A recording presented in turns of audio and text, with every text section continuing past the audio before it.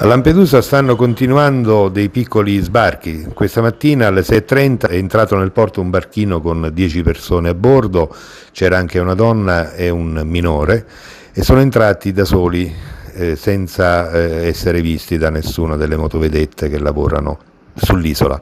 Mentre altre 20 persone sono state portate con un pattugliatore della Guardia di Finanza a Porto Empedocle.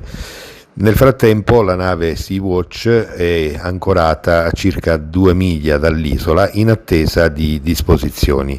Nel frattempo sull'isola ci sono moltissimi giornalisti e anche una delegazione del PD che stanno aspettando di capire quali saranno le decisioni che prenderanno per fare sbarcare o meno queste 43 persone che ormai da 15 giorni sono a bordo della nave Sea-Watch in attesa di poter arrivare sulle coste italiane. Di fatto Lampedusa si può dire che parlare di porto chiuso non credo sia giusto, in quanto con tutti questi sbarchi che ci sono è chiaro che il porto è aperto. Forse per come dicono in molti il porto è chiuso esclusivamente alle ONG.